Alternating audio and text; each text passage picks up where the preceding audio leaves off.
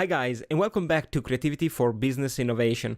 My name is Stefano, and in this video I want to share with you something that I have prepared for the Food Retail and Hospitality conference held here in Dublin recently.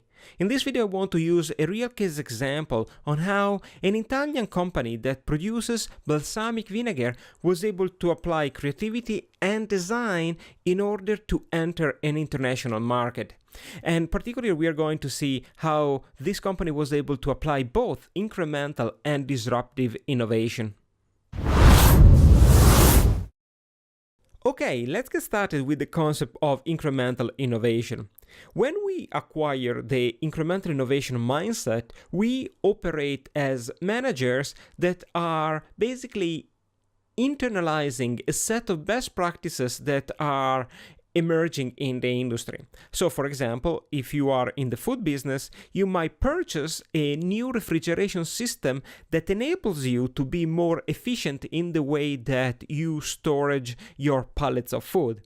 But if we look closely, the advantage that this kind of innovation is enabling within your organization is limited to that time that takes to your competitors to purchase the same refrigeration system.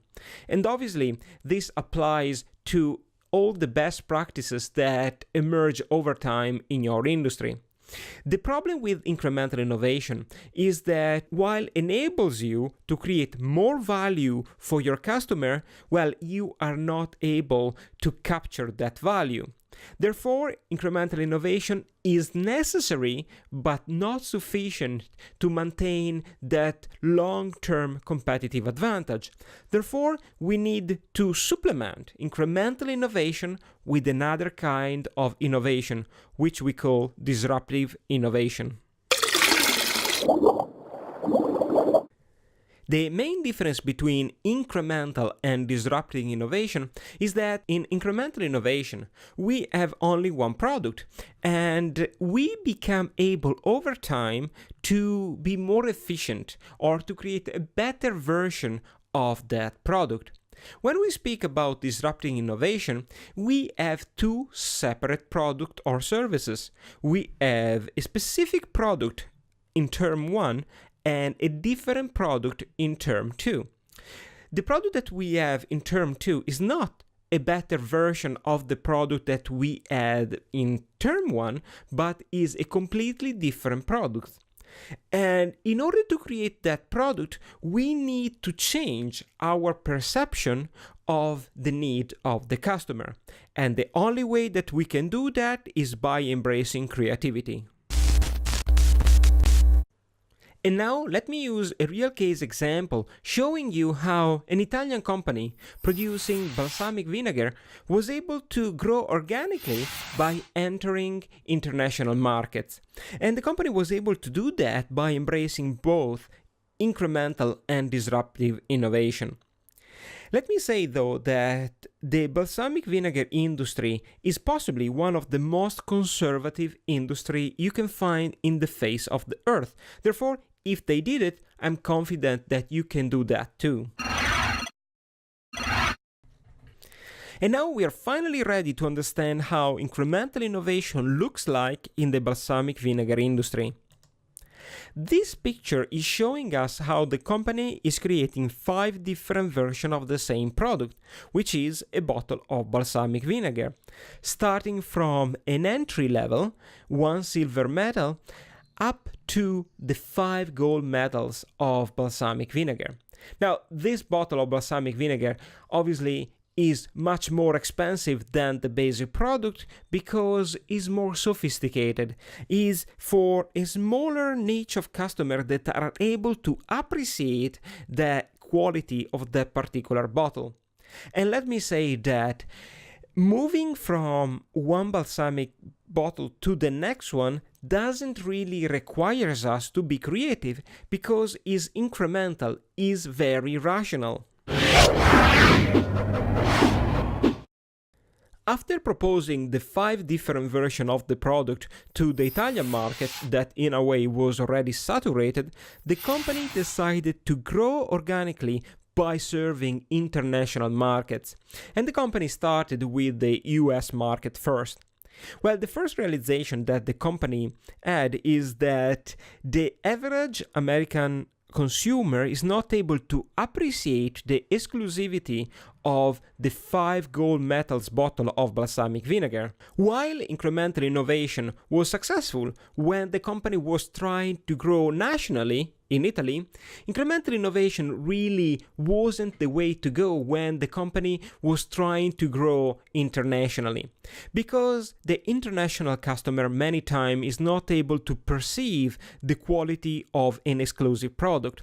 Therefore, the company needed to develop a new perception of an international customer.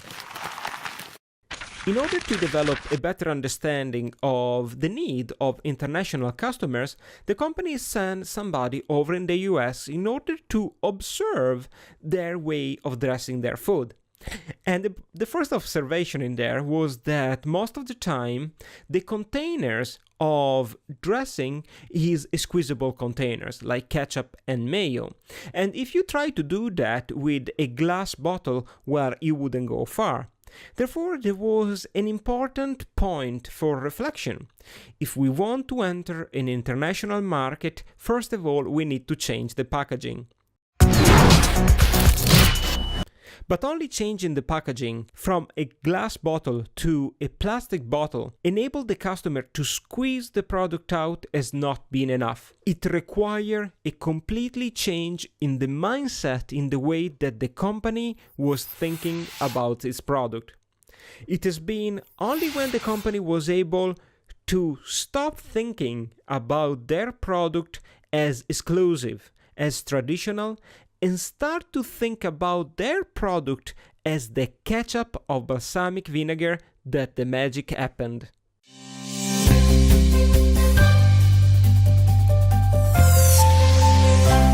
Welcome to Disruptive Innovation. Disruptive innovation only happens when a company, or better, the people within a company, are able to stop thinking traditionally about their product, a product that took maybe 50 or 60 years in order to achieve that level of quality, and start to think about a new type of customers that might want a different product. The final product that eventually the company was able to produce in order to serve an international customer was the balsamic glaze. Now, the balsamic glaze is not a better product than the balsamic vinegar, but rather is a different product that serves the needs of a different customer. It was only after the company created the basic version of the balsamic glaze that the company realized that there was the space for incremental innovation. After having created the basic product, the classic balsamic glaze, the company started to manufacture a white version of the balsamic glaze, and after that, adding a little bit of fig taste to balsamic glaze and also truffle taste.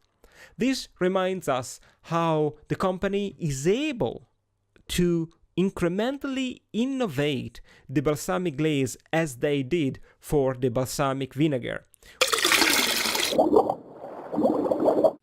My hope is that this real case example, showing how Italian companies manufacturing balsamic vinegar were able to grow nationally but also internationally by matching incremental and disrupting innovation, inspires you never to stop looking for unmet customer needs and using creativity in order to create new value for current but also new possible customers. Stay tuned.